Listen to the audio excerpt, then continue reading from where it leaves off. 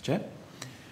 I've got a couple of different areas that I'd like to go through, starting with discrimination obligations, which, Mr. Morrow, I guess that's what you were making passing reference to before about regulatory constraints. I don't know exactly what the word was that you used. The Parliament decided in 2010 that NBN Co as a wholesaler shouldn't be able to discriminate amongst its RSPs for what I thought were fairly sound public policy reasons that don't create an uneven playing field favouring incumbents. Well before your time in the chair, the Parliament had the difficult job of disaggregating a market incumbent that was exercising extraordinary market power. Why don't you provide us with your thoughts whether this is a regulatory constraint on your business that you accept, or is it something that you think should be rethought? Well, thank you, Senator. For me, if I think about what we're trying to do and make sure, again, as you say, giving everybody in Australia access, not discriminating to where one competitor has an advantage over the other, to create this ecosystem, to create where innovation flourishes, where consumers benefit from lower prices. We understand that, and we do believe that's the right way. Okay. Sometimes we can get too prescriptive about how that is, and a degree of reasonableness needs to enter in. And that's why we were perplexed by this, because we see an opportunity to, in fact, push the envelope to get more usage out there, more convenience, more benefit, more general digital economic benefits to the country. But if we cannot do this, we cannot get the RSPs themselves to cooperate with us. Now, we don't have a solution yet behind this. Again, we stand by the spirit and intent of what you're saying, Senator, but we want and we intend to come back and present the issues to government to see if, in fact, there's adjustments that are necessary. You lost me halfway through. Tell me again what it is that you don't have a solution for. Yeah, I think Mr. Simon has a lot of the detail here. So sure. A good example is we know that the average household data usage is growing. And today it's 40 gigabytes download per month, and on the NBN, on average, it's about 64, 65 gigabytes of usage. However, that's average. When you actually look at the different RSPs' customer base, their averages vary greatly. Some RSPs' average is 90, while others are 40 or 50. So when we start looking at pricing and start saying, well, promote pricing to get more usage, there'll be different responses to the pricing situation or to our pricing proposals by different RSPs based on the type of customer base they have. Mm-hmm. So when you have a non-discriminatory type position, it gets very hard to promote the right type of pricing plans for different RSPs for them to then come up with their plans to promote and get more usage and more broadband out there. So that's just a good example of one example that we're facing off today. And Senator, if I could elaborate a little bit more, the reason that we brought this forward, and we had it in the committee that Mr. Simon chairs today, is that we polled the regional service providers, the access seekers, to say, how do you feel about our pricing model going forward? Will you be able to sign up the Australian citizens? Will you be able to promote usage within?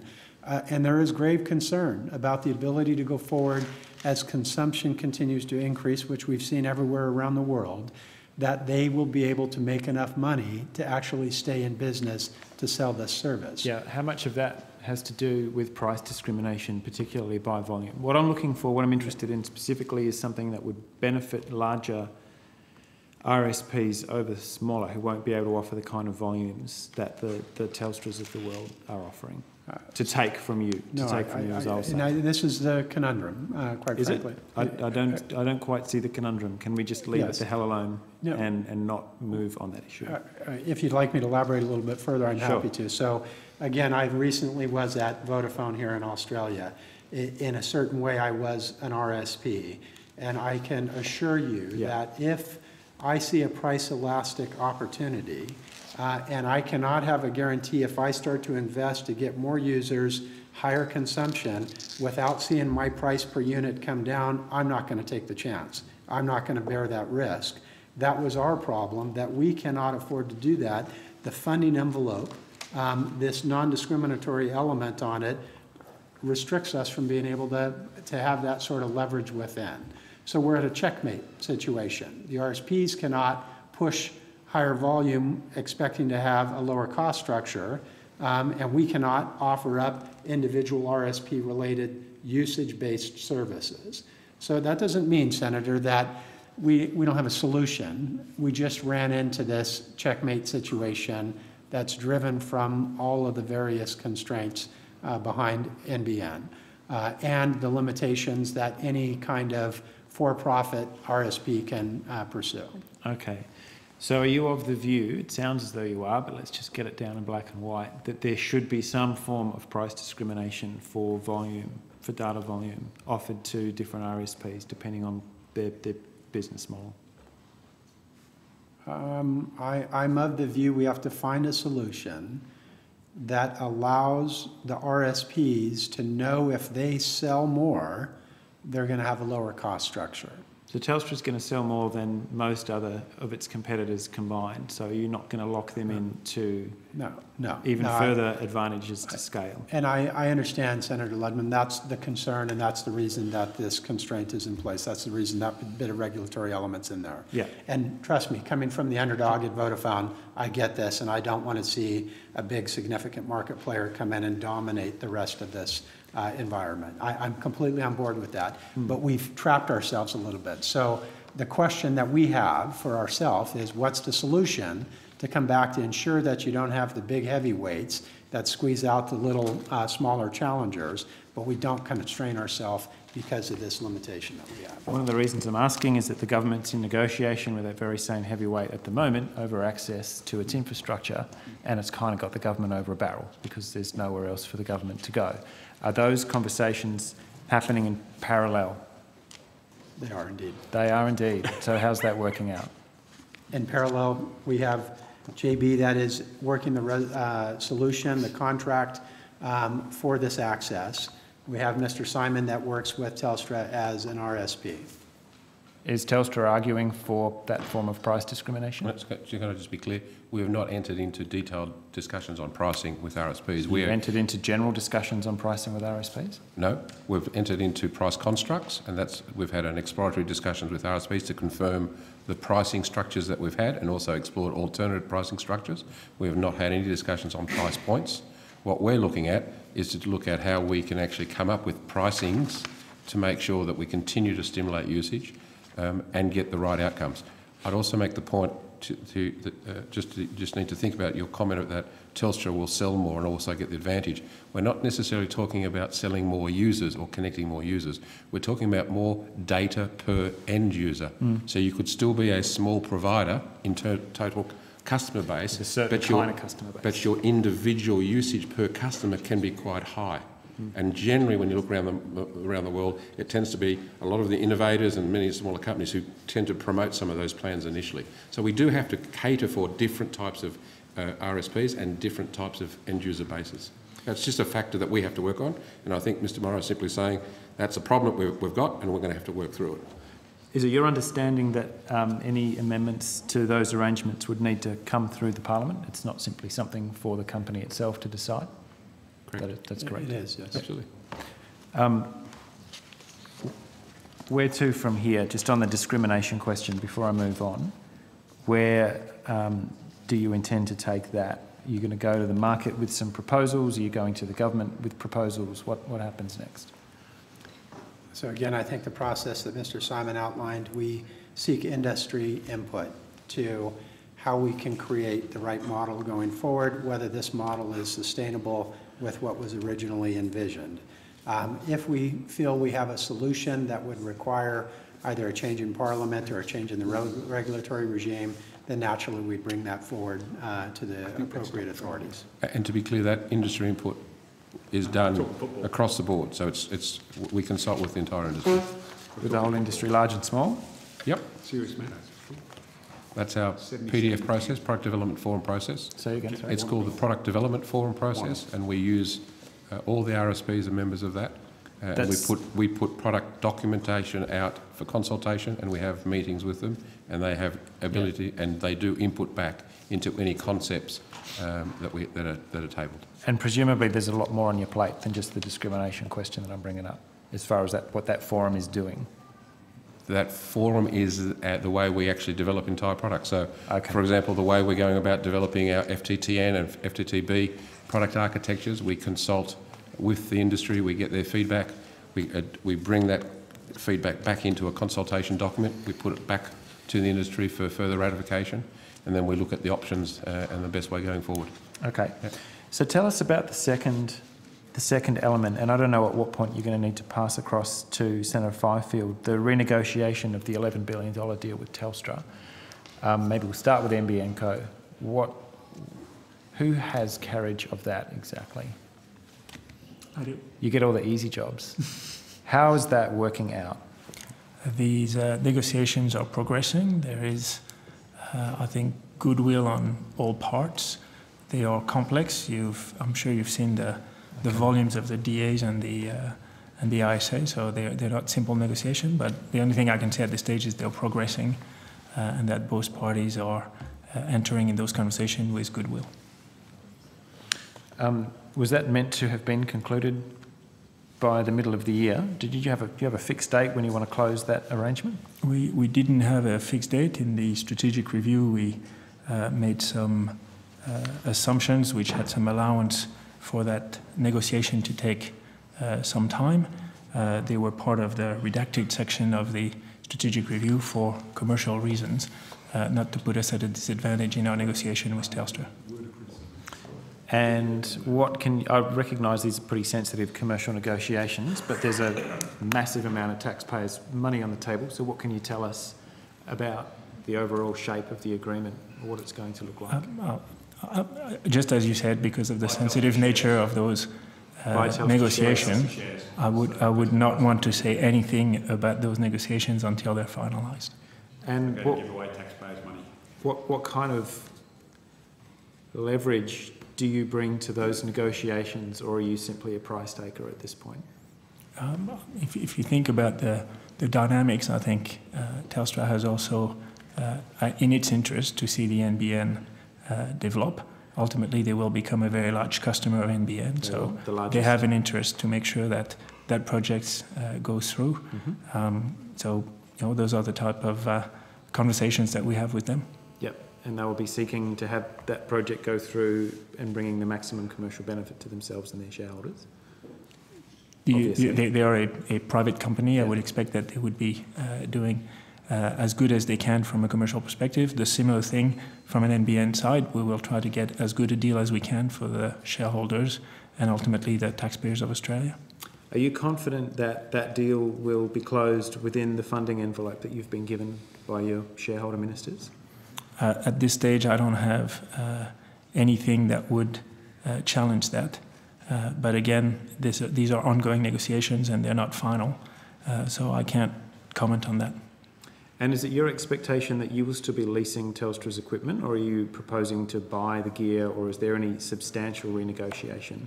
Because what you're doing is not proposing to lease ducts and then rip copper out and use that infrastructure. You need to use a substantial amount of what Telstra had and has in the ground.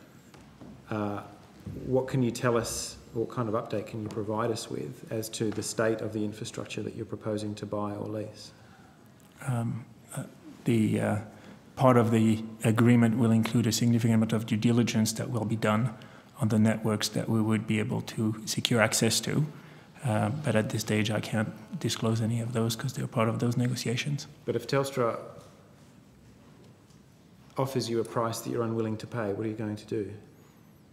Oh, no, it's working the other way around. If you think throwing cash at them saying, please, but... Please take this rotten copper off us. The negotiations that we have are about accessing a number of networks from Telstra. We'll be negotiating a price to access them, terms to access them. Those negotiations are ongoing, and yeah, I think either myself or Senator Conroy or others have put this question to you every single time we've had you here. So be ashamed to miss the opportunity now. Do you have an estimate for the public who's going to be writing the cheque as to the ongoing maintenance and/or remediation costs of the copper? I do not at this stage, and it's one that is in the strategic review. There were some assumptions made around it, and those numbers have been kept redacted They have. because we thought that they would be commercial in nature in the negotiations that we're about to enter with Telstra. And so it's the end of May 2014 and you still can't tell us what those estimates are? Until the negotiation is completed, I don't think it would be appropriate to release that number. That's going to be fascinating, isn't it?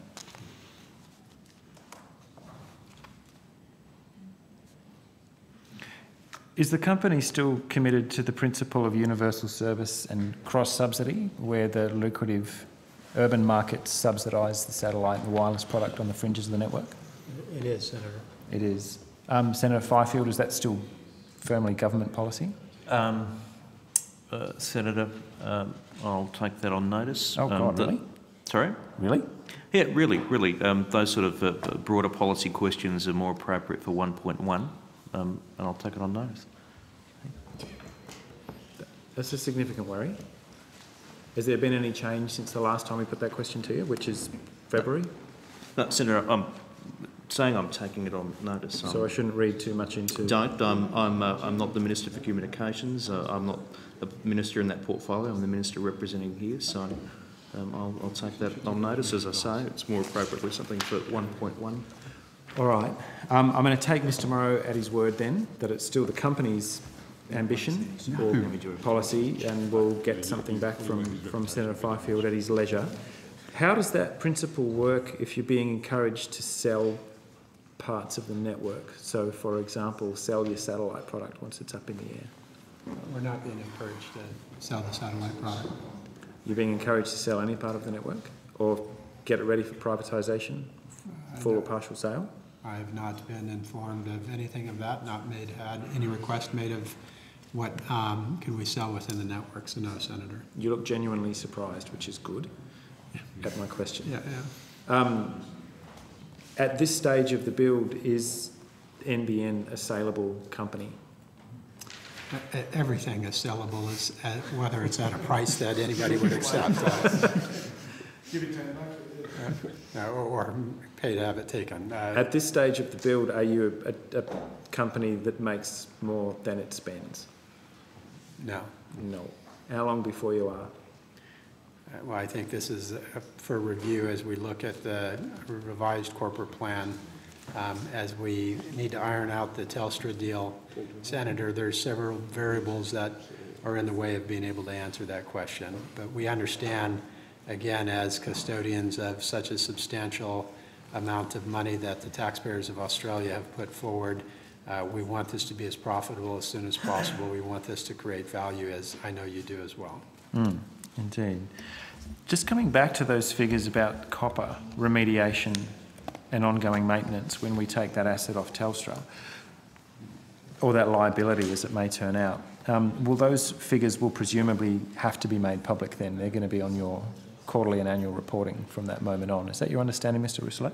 Sorry, the maintenance that we will incur in maintaining the copper network? Yeah, that becomes one of your assets at that point. You'll have to disclose. I don't know the level of details we gave into that would just get rolled into the general total maintenance, but clearly they'd be part of the accounts. Whether there'd be a specific line that identified copper maintenance in our accounts, I don't know. There's no reason why not, though, right? You've told me that it's commercially sensitive at the moment, but once you close the deal, those figures will go onto NBN's books and everybody will know what we're paying. Well, can I suggest that there might be people that provide part of the maintenance service, and it might still be in the interest of NBN Co to provide a global number for maintenance of network and not provide too much detail to potentially keep some negotiating capacity in seeking people to provide some of the maintenance services. So you're saying that we might do this deal with Telstra and still not know what the clean-up and remediation and maintenance cost of that asset would be? Even once it's a taxpayer liability or an NBN liability? Whatever financial disclosures that will be asked of NBN, I'm sure we'll cope with. Well, that's not really the case. I just asked you to disclose the financial detail and you told me it's commercially sensitive. I think how much we're asked to disclose in our financial accounts is probably questions that you should put to the minister. I don't know the details that we will be required to put in our accounts in terms of detailing split of our maintenance costs.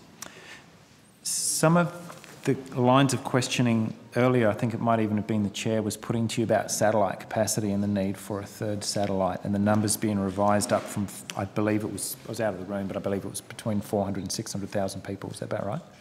And how much of that additional demand is from population growth? How much from unanticipated increase in data traffic?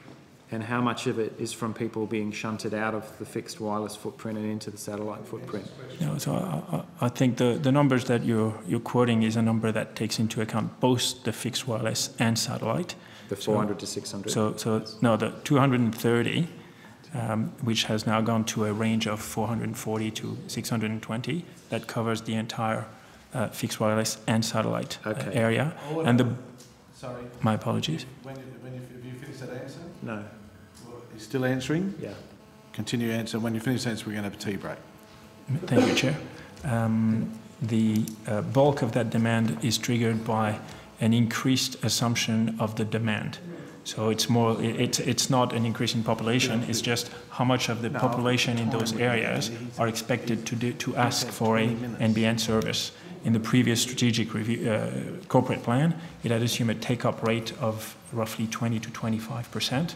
So 20 to 25% of the premises in those areas would take up an NBN fixed wireless or satellite service. In the new strategic review, that assumption has been increased to 60 to 65%. Okay, we'll break for